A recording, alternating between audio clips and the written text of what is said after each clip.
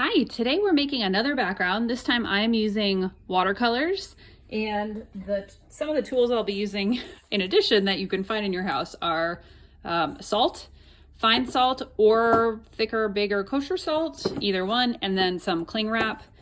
And we are going to be making some washes. You can use whatever colors you want. I think I'm gonna do one sort of rainbow wash, and I'm going to do the whole section here. You could do one page, you can do whatever you want. So I have this palette filled with colors because I am constantly making art. You don't need all these colors. Like I said, if you have primary colors and a dark color like red and yellow make orange. I'm assuming you know. There's this song that my daughter used to listen to, and it was like, there are 3 primary colors. So, you know, red, yellow, blue, those are your primaries. Yellow and blue make green. Red and blue make purple. I know all these things, but to say them out loud is hard. So you can make any color once you have those. And then if you have a dark color like a Payne's gray, it can simulate a black. Okay, so let's just make some washes. How do you do a wash? You could do the whole paper wet and then add color in, or you can just get your brush really wet. I don't, just since this is an art journal and I don't want the pages to crumple and rumple quite as much, so I'm not going to put that over there. I'm just going to keep it over here and let you know what I'm doing. So I am mixing a red color. It's I don't know, it's like Scarlet Lake, and I'm mixing some pink into it. If you don't have pink, don't worry about it. And I'm going to do over here a sort of diagonal of that color. And then I'm going to grab a mixture of like a medium yellow and a lemon yellow, if you just have one yellow. And I'm going to start down here. I've got my brush nice and wet, doing this across the page. Doop, boop, boop, boop. And then I'm going to let the colors mix right here on the page to make that orange. Then I'm going to grab, I have 47 greens. You do not need so many greens. You could just make a green from your blue and yellow if that's what you have. I don't even know which colors I'm mixing together here. I'm just trying to get sort of like a medium green, which I have done successfully. And I'm going to do the same thing. I mean, green and yellow just make a yellow green, but what I'm going to do is try to, I guess I should have made a blue. I should have just done a blue there to make the green color, but that's not what I did. So here we are. But I do want to go back like this and kind of let them blend together, but it's wet, so it will. And your pages will buckle like that. That's okay. It's an art journal. You will be able to just lay it flat. You could put something heavy on it if you wanted to. I'm gonna do blue down here, mix it into the green to get blue-green color on down to the blue. And I love watercolors because they'll continue to sort of blend as they go.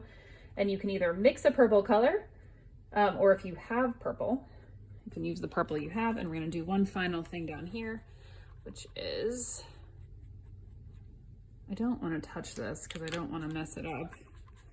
I don't want any fingerprints in it, even though I'm going to do stuff to it. So I do want these to all look like they're blending. So there's that. And what I'm going to do with this one is add some salt. So you maybe have seen this out there on the interwebs. If you add salt, it will make it dry in a cool design. I'm going to kind of put some all over. You have to do it while the watercolors are wet. I guess the salt, maybe, does it absorb the water? I don't know what it does, but it makes it dry with kind of a cool, like it makes white spaces. I mean, you could leave this background exactly as it is. You certainly do not need to add the salt. You can add as little as you want or as much as you want. Okay, I'm gonna leave that to do its thing. And then on this side, I'm going to do, gosh, I really like that rainbow. I'm pausing because I don't really think things through. You may have noticed that, but I think that's what helps me be creative. You know what? I'm gonna do a light colored center. I'm gonna be doing like a yellow pink kind of palette. You are certainly welcome to do whatever color you want to do, but I am gonna go from a lighter color in the center to a darker color. Watercolors, the more water you add, the lighter they are. And the less water you add, the darker they are. And then I have this petal pink color that I'm gonna kind of mix into it. It's making an orange. And then now this is just the straight up petal pink. You could be doing this with a green in the middle and then going out from the green with a blue and then to a purple. Or you could be starting the center with a red. And then from the red doing, and here, as usual, schmutz in my schmutz. I do want these to mix a bit, so I just wet my brush with clean water, going around. And then I've got a dark pink, but I don't want it to be too dark, so I'm going to kind of knock it back down with more of that petal pink. And you can always add more water to make a color even lighter, which is what I'm about to do. And sort of mix it in. And now I have the primary color song stuck in my head.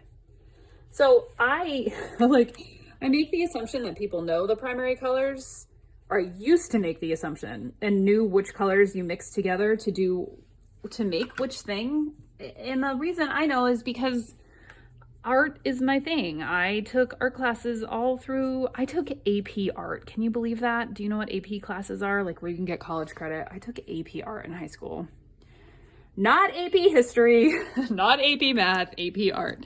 But then when we had our daughter and my husband, we would watch that video. I'm getting out cling wrap, so get out some cling wrap.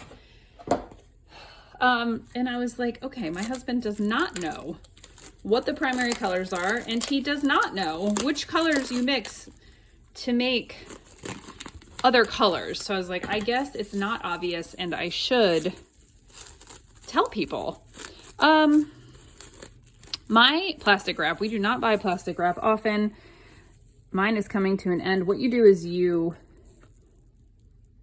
help me with my words. You scrunch it up, and then you put it on the paper. Oh my gosh, it's the end and I can't get a big piece. If you can get a big piece, by all means, you sort of scrunch it up, you place it on there, and then you're gonna have to let it sit. But what it does is in some areas, the paint will dry lighter and more transparent, and in other areas it will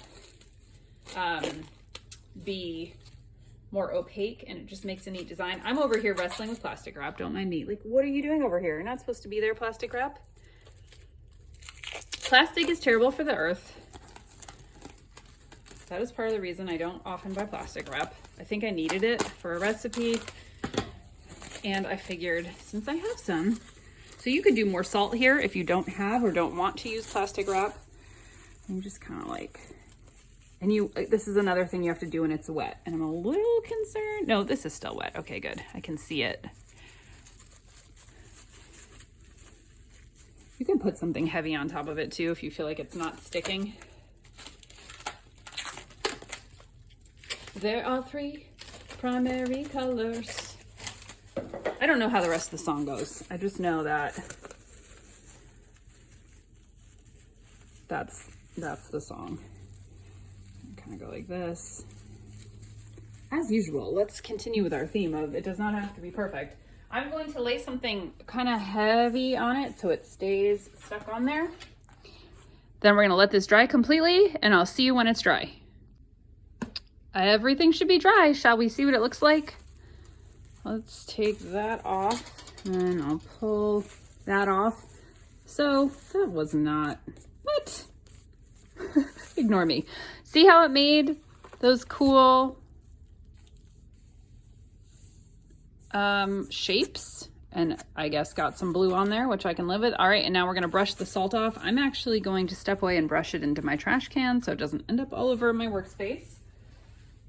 You can be doing the same if your work is dry. I funny, when you brush it off, I can still feel that it's like a tiny bit wet, maybe where the salt was. Isn't that cool? Whew, I really like the way that looks. Now from here, as I keep talking about, but maybe you'd like to see some examples, from here, you can add whatever you want onto this. I am always drawn to trees and other leaves. I'm not, see, as usual, I can't think of my word because I'm trying to do something else. I'm trying to figure out which pen I want to use. I've got my my Pitt pens right here. Yeah, I'm always attracted to doing things with that involve leaves. So like oftentimes you'll see me do this, draw, that's a vine. And then you can pick what kind of leaf shape you want to do. I'm going to do pointed round. So pointed as it points toward the vine, and then round on the other side. And this one would be going off the page a bit. They don't have to be all entirely even. I really love the way the salt came out on this one. It looks really cool. And if it's not completely dry, your pen may have a hard time drawing. So now that I've done that, I'm going to take some bleed proof white, any white paint, or if you want to use a white paint marker, if you have Posca markers or any other kind of marker. You don't have to do what I'm doing. I'm just showing you, telling you what I'm doing and what you can use if you do not have what I have.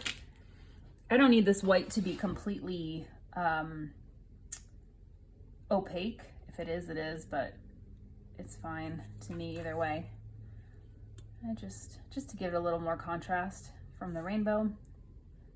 I'm not entirely staying in the lines.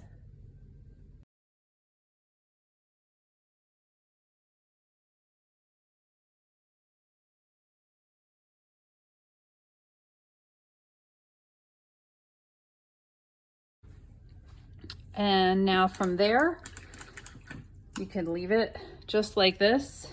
You could add in more vine and flower shapes. You could write some words here. You could draw a box and write a poem. You could write thoughts down right there. And you could do something similar on the other side, or a lot of times I like to draw as if flowers are growing up from the bottom in random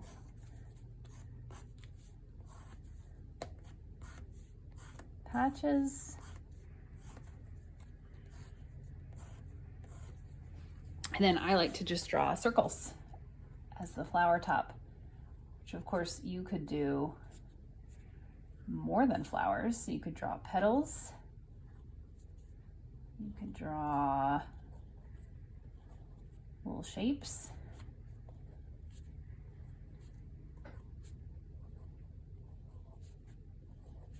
And I might go back and fill these in with white as well, or I could fill them in with any sort of different color, like if I wanted to use marker there. But for now, I think I'm just gonna leave it like this. These are both beautiful canvases for if you wanted to write more, if you wanted to draw more, but here are just some ideas of what you can do. I hope you enjoyed this. I will see you tomorrow.